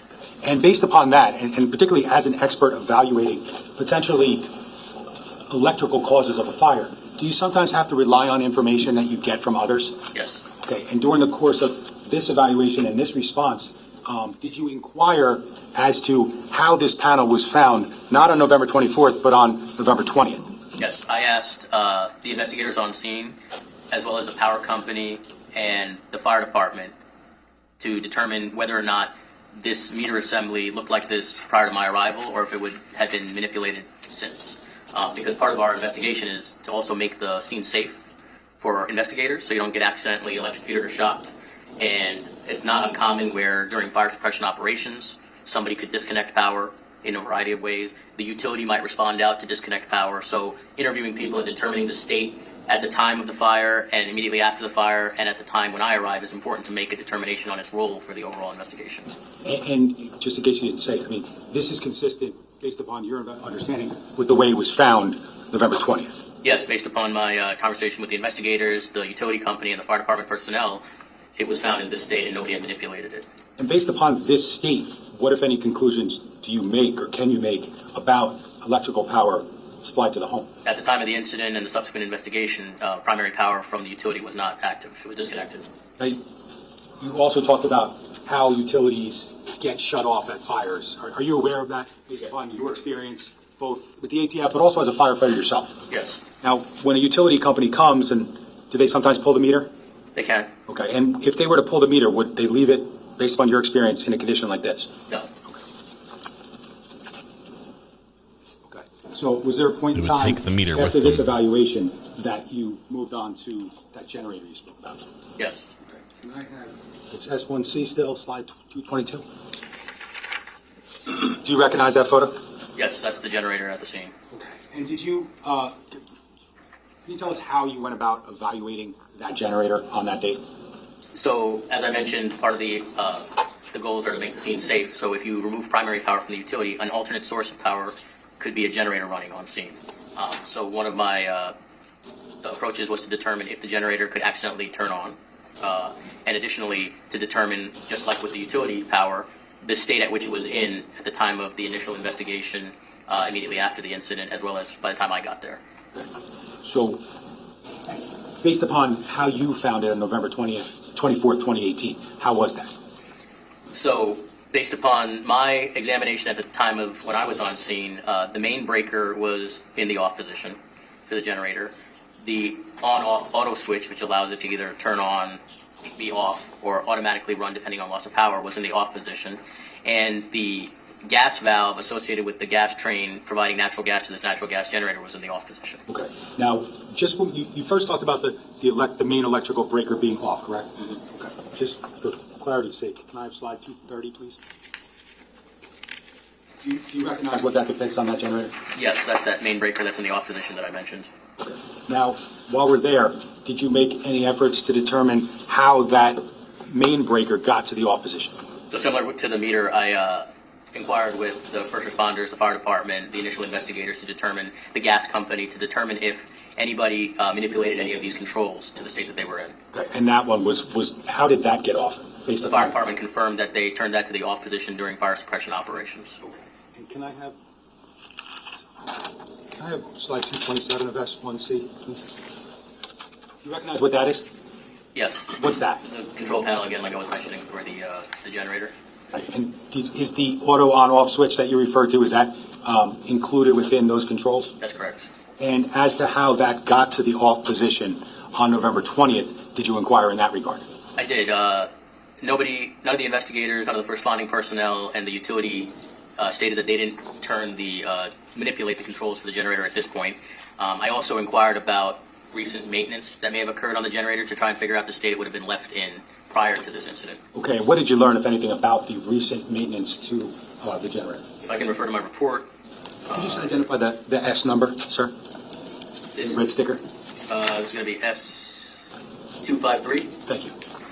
Yeah, on page 2, I mentioned that based on the maintenance records, the unit was actually last serviced on November 5th, 2018, and it was left operational in the auto position.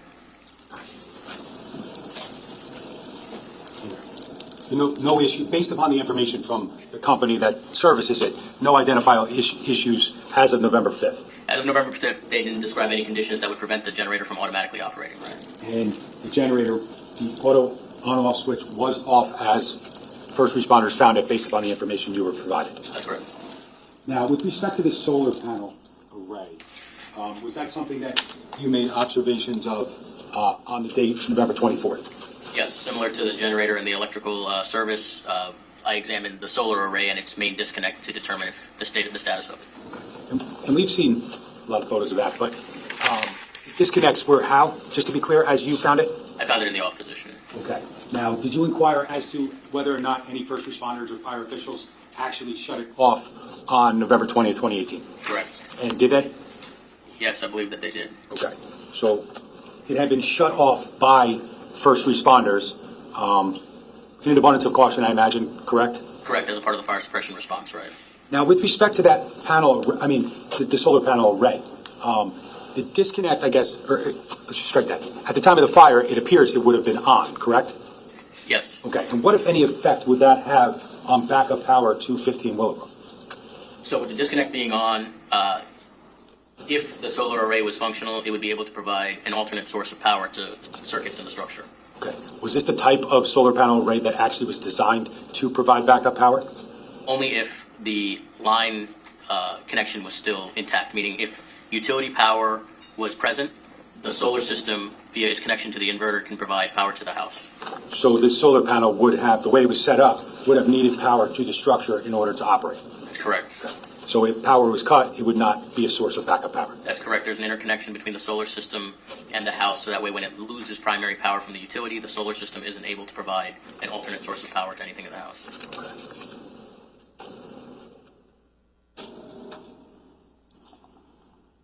Now, was there a point in time when you and then potentially others entered the structure on November 24th, 2018? Yes. And what was the purpose of that?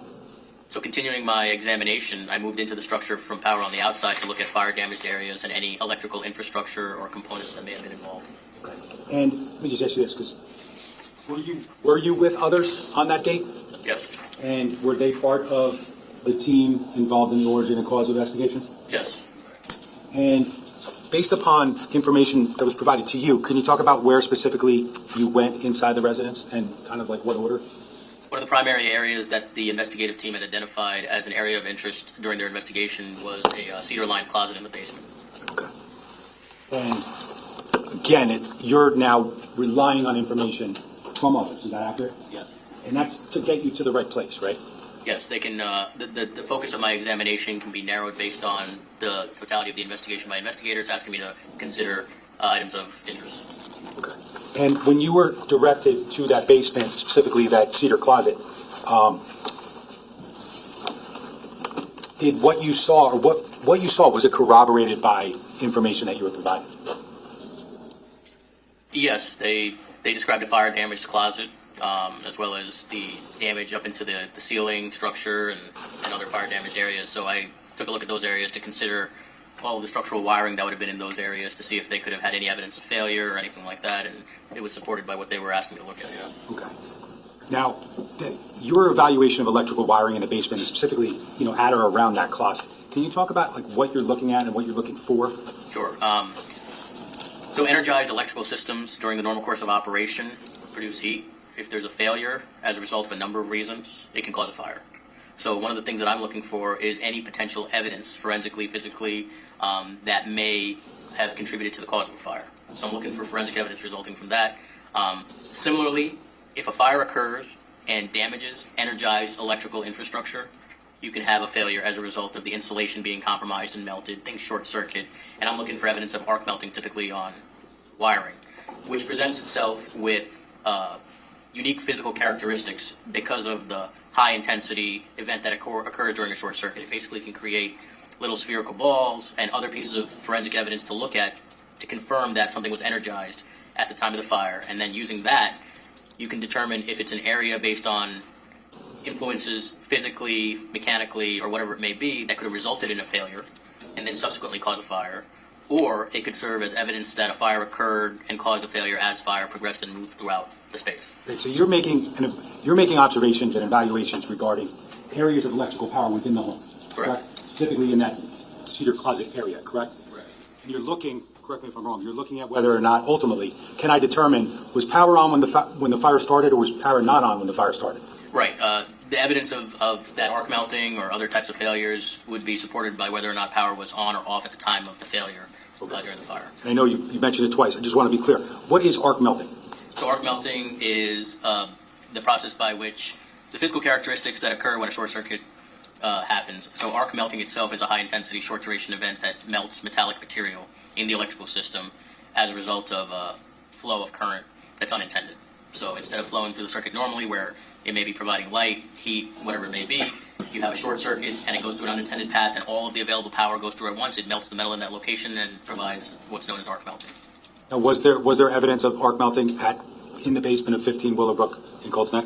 No, I examined all of the circuits in that area and all of the other items for consideration, and there was no evidence of arc melting in that area. And as an electrical engineer investigating origin and cause, what does that mean to you? That would be consistent with the space where that fire occurred being de-energized at the time of the fire. And when we say de-energized, we mean what? No power on at the time. Now, I think in your report you also referenced the fact that you made evaluations or observations of electrical panel in the basement. Is that accurate? Correct. We're following power from the outside of the structure to the area of interest, and that would be through the electrical distribution panel, so where your circuit breakers or fuses would be. So I had to examine that as well for consideration. Now, what exactly are you looking at that panel in order to assist you in, confirming that de-energized state? So in a properly designed, installed, operating, and maintained electrical system, if you do have a fault as a result of a fire or a failure that results in a fire, the system is supposed to stop that from continuing to occur by tripping a circuit breaker. I'm sure you've experienced this. So I'm looking at the panel to see if there's any evidence of tripped circuit breakers that could have de-energized the space at the time of the failure or fire. And did you find any evidence of tripped circuit breakers in the basement of 15 Willowbrook? No. And meaning what, based upon that? So because the power was disconnected, the power was likely disconnected, which resulted in the inability for a short circuit to occur, which didn't cause the tripping of the circuit breaker. So it was all consistent with what I was looking at. Okay. During the course of your evaluation, do you also look for fire alarms or fire alarm systems? Yes, we consider, in addition to the electrical data, we consider the availability of any electronic data. This could include things like intrusion alarm system, security system. It can be a fire alarm system. And we did identify that there was a fire alarm system present at the structure. Okay. Now, with respect to that fire alarm system and the need for power, can you talk a little bit about that? Yeah, so typically the fire alarm system requires power either directly from line voltage or battery backup power or one of those alternate sources of power for it to properly operate and indicate the activation whether from any of the devices connected to it. Now, I don't know if I asked you earlier, but when we were talking about the electrical meter on the outside, did you evaluate that in order to determine whether or not it was like a smart meter or would retain any data? I did, yes. I contacted the metering department at JCP&L to determine if there was any, if the meter was in fact a smart meter, which could potentially have stored locally or remote information as to when power was on or off. Were you able to, or did you learn whether or not actually there would be data available? Yeah, they affirmed that there was no smart meter data available for use in the investigation. Now, was anything within the basement also evaluated or tested later to determine potential for smart data being available? Yeah, so going back to the fire alarm system, there was one located in, the main panel was located in the basement. By the time I got involved and power was disconnected, you're now relying upon any potential stored information in the fire alarm system memory. So depending on the make and model, information can be stored, it may not be stored depending on how long power has been disconnected, a number of factors. So we did retain that panel as evidence to be examined at a later date, and I did participate in an examination with a fire alarm system specialist to determine if any information could be obtained. I also contacted the manufacturer, and we evaluated that for any stored information that could be used in the origin and cause determination of the fire. Were you able to obtain any data that was helpful in that regard? No, I confirmed with the manufacturer that the panel in question didn't store information once power was lost. In addition to that, the fire alarm specialist wasn't able to obtain any stored information on the panel itself for use.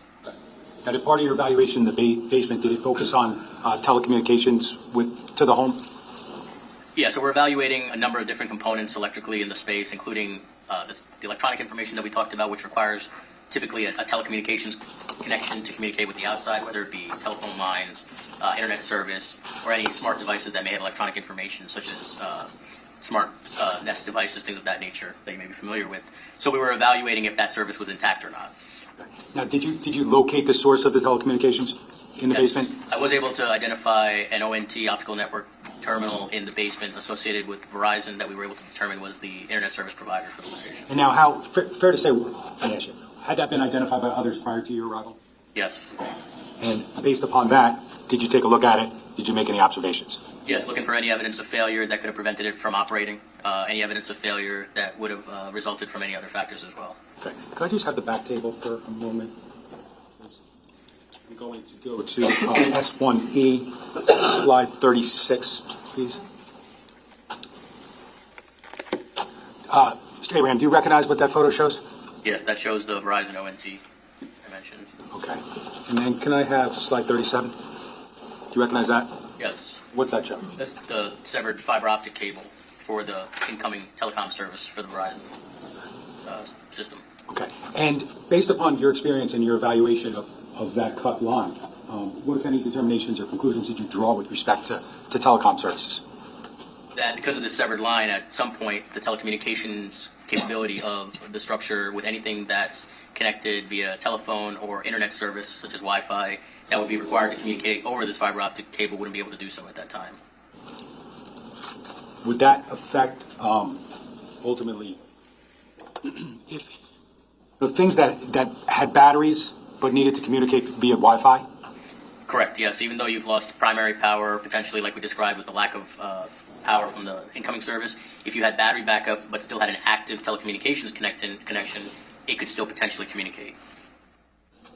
Could that telecom line, the Verizon ONT line, could it affect the smoke alarm's ability to communicate with the outside world? Right, so the fire alarm system, depending on its connection, whether it's over the telephone or however it's interconnected, requires a telecommunications connection to transmit to the outside world, and this would have prevented that at that time as well. Now, I think at some point you were also made some observations with respect to the staircase down to the area in the basement. Is that accurate? I believe so, yes. Okay. And was there something that was identified in the stairwell to the basement that needed to be evaluated by yourself and or others? Yes, in addition to structural wiring, I take a look at any potential appliances, artifacts, meaning just like a melted, resolidified plastic blob that may have electrical components in it or whatnot.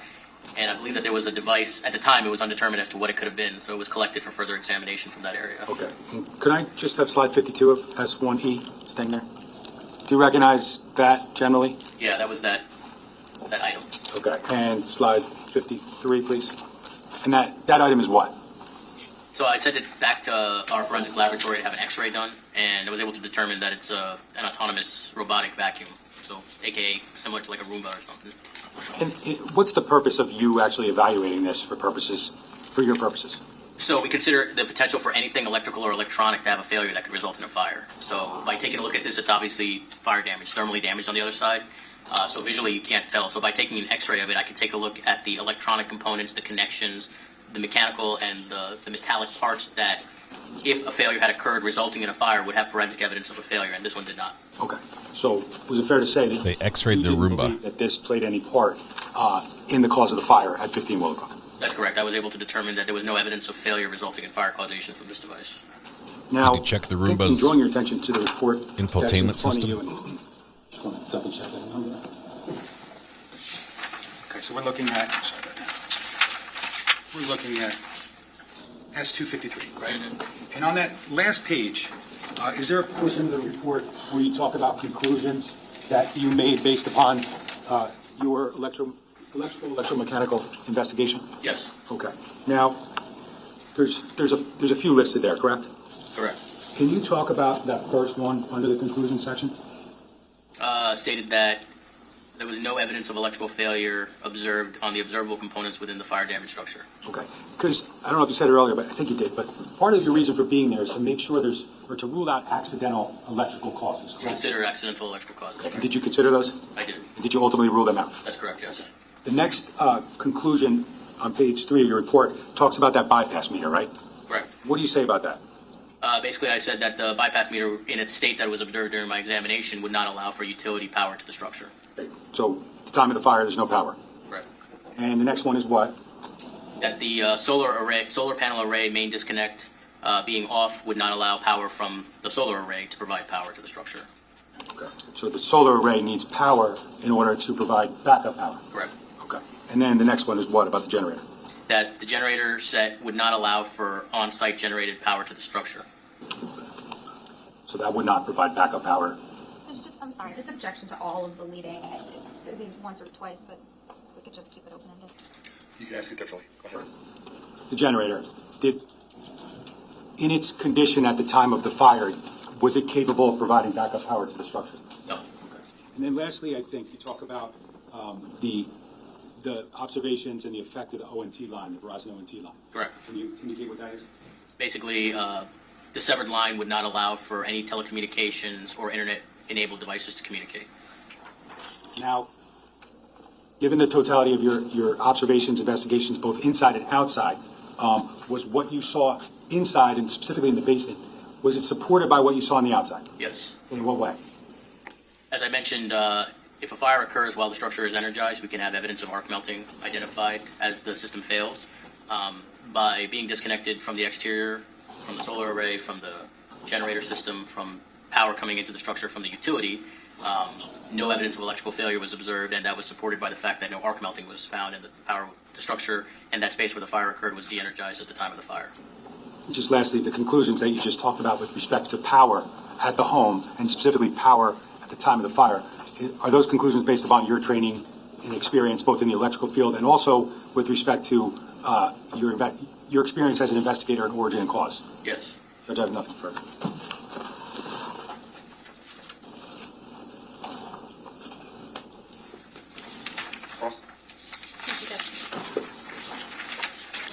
Good afternoon. So this wasn't an electrical fire, basically? That's correct. Okay. And it wasn't started by the Roomba? That's correct. Okay. And what we know is that the fire must have started after the power was disconnected from the home, because otherwise we would expect the alarm to signal, essentially.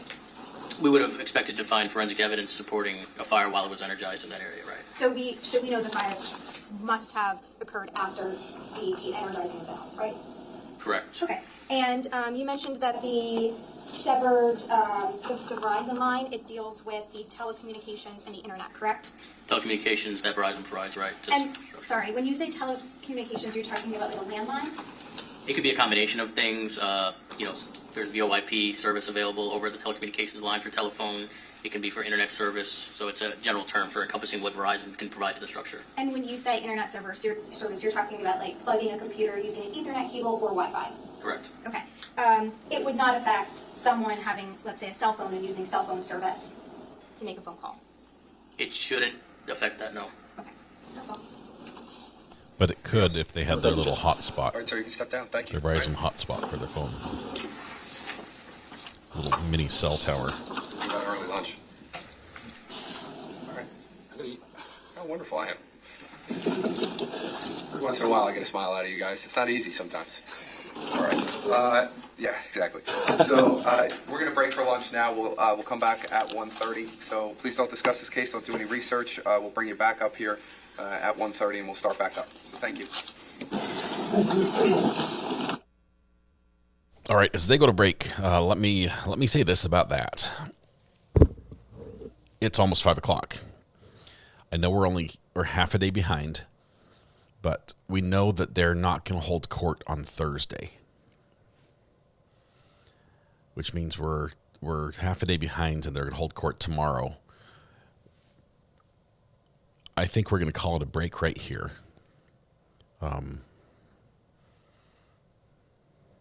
Mostly because I have a meeting with YouTube that starts in 20 minutes that I just forgot about. Oh, my goodness. I just got a reminder. We have to call it a break right here. We're going to start again tomorrow morning and start where we pick up, start where we leave off right here. So hold, please. Pause. There we go. It's 4:42. We've been live for almost 7.5 hours, a little over 7.5 hours. So I think that's fair. No court on Thursday. They're just not holding court on Thursday. That's the court schedule. They held court today. We'll be following that tomorrow. In addition to this, we're halfway through this day. We started out being 2 days behind, and now we're a day and a half behind. We're slowly catching up is what's happening. And if they're not holding court on Thursday, we're going to be caught up this week. That's the plan. I need to figure out what's going on with this meeting.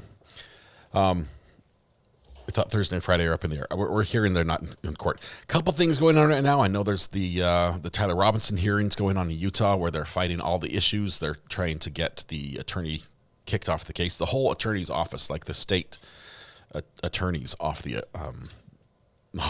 case because of things like that. They've got issues of media access. They're going to be fighting as well. They're trying to shut that down so the media can't be there.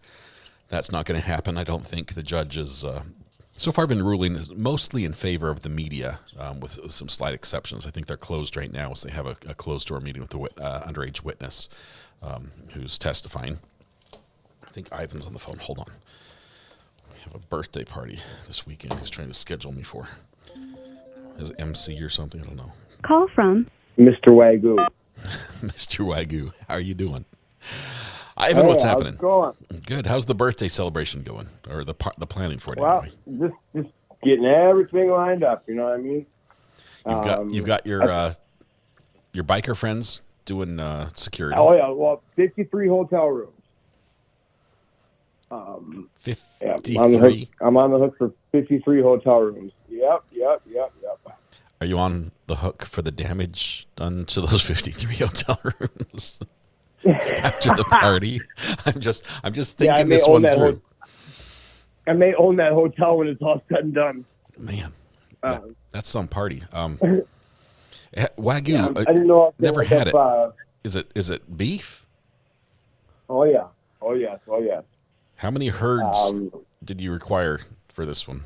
Well, let's just say that I feel like I'm doing I feel like just like the amount of money that we are putting into this party will single-handedly show itself on like the balance sheet for local tourism. Like, wow. I think we'll just have like an uptick of ourselves. But you only get one graduation, so You're putting your town on the map. That's awesome. Yeah, They're going to build a Holiday Inn in your honor. Well, he was somehow able to graduate a semester early, despite being smack dab in the middle of when they weren't allowed to learn in person. You know what I mean? Yeah. So, that's cool. To have a year and a half of remote learning, like he was caught smack dab in the middle of that era, and still graduate early. We're super proud of him. That's all. That's awesome. No expense spared, I guess you could say. But in any event. What you got going on this weekend? You still got your snow, or did it disappear on you? Yeah, we've still got snow. It's still cold, but it'll probably be gone by this weekend. On the roof, the sunny side of the roof is now pretty much bare. Most of the roads are pretty much bare. Our sidewalk is still covered because we shoveled all our snow onto the sidewalk. There's some bare spots in the grass, but you guys probably have no idea how to even act when you get that much snow. Like, your town probably went completely upside down haywire. No, it just shut down. We did nothing. My town has 2 snow removal apparatuses. Shut down. My town has 2 pieces of snow removal equipment, and the handle is broken on one of them. And they just oh, that's right. I forgot your town is like completely like and we're broke. Baltic Avenue. We're Baltic broke. Avenue on Yes. Monopoly board. If there was a space before Baltic Avenue, that would be us. Baltic USA, man. Well, I happen to believe that somebody in your town is stealing, because there's no good reason why a town should be that broke. But I don't want to get into politics here on a perfectly fine. I would agree with you if there was something to steal, but there isn't. Well, you can't steal what's already been taken. There's I mean, just you nothing can, but you there. got to be really good at it. Like, so, yeah, I don't know. I've looked at the numbers. There's just not much there. I'll tell you what we do. We love our firefighters, and we pay a lot. Yeah. We love our police officers, and we pay a lot for that. And we buy really nice trucks for our utility. oh yeah, don't you love it when you drive by a police station and it looks like you're driving by like a 2054 movie because the stuff is like out of this world? Oh, and there's you're cars like, everywhere. What the hell are they ever using any of that? Yeah, like it's the utility guys. Every utility truck is like a Ford F450 Super Duty quad cab dually. It's like every guy every needs single that. police vehicle down there is 6 figures, and then you got potholes the size of craters. Yeah, I gotcha. Yep, that's how it runs. I gotcha. Well, in any event, so doesn't anybody have a plow? I suppose nobody buys plows down there for their trucks. Huh? No, we have tractors. We use tractors. A couple people like hammered together like a board on a stick in front of their lawnmower and tried that. Wasn't very good. But the people you got to get your people that have you got to get a bobcats and side by tractors side and start doing it for the community.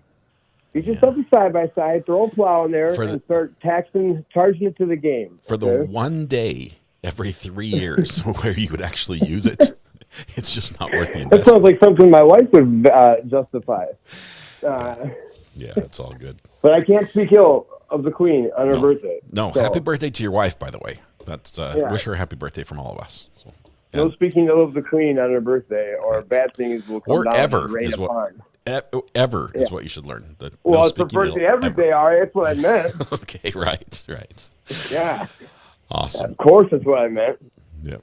Well, what do you got going on this weekend? Well, we've got court for a couple more days, and this will be my first weekend Coming off up to in about a Wisconsin for month. the party? I'd like to, if I could figure out how Coming to up to the swing party? it. You can have hotel room number 54. Yeah, just book me one more. Just put me on a different floor than everybody else. So.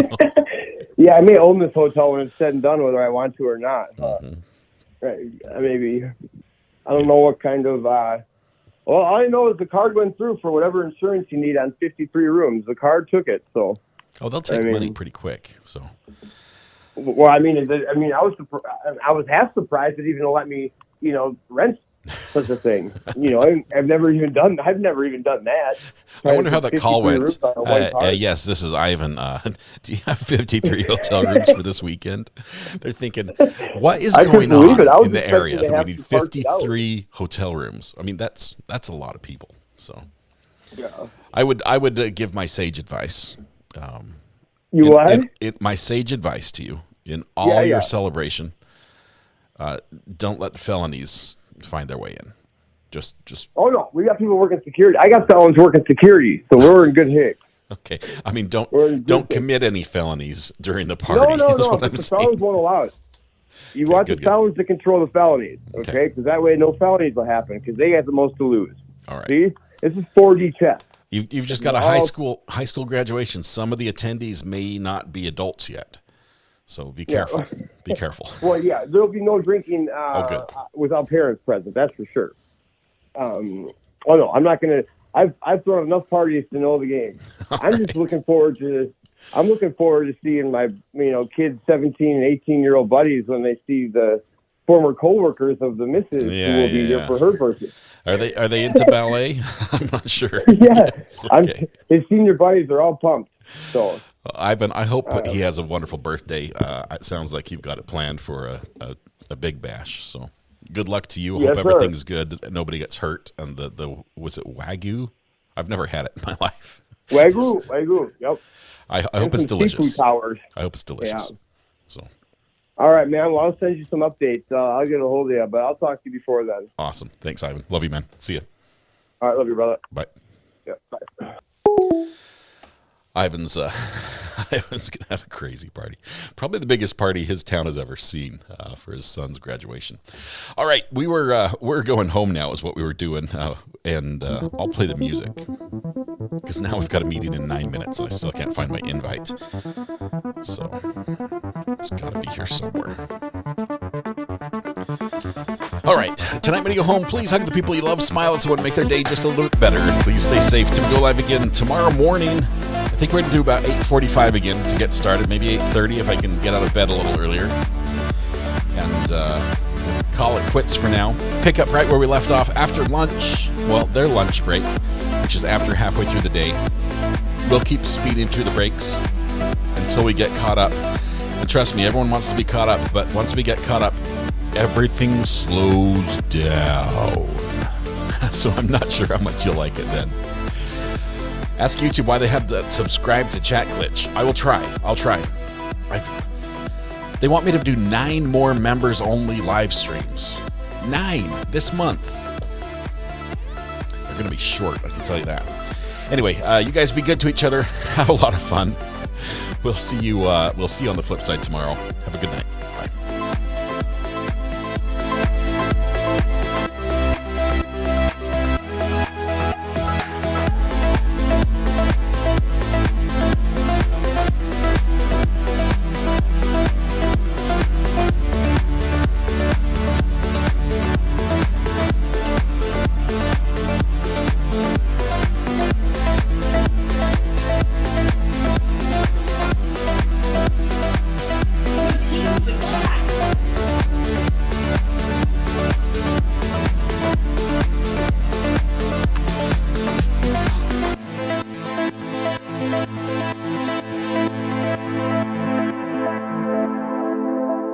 I'm going to sustain my own objection.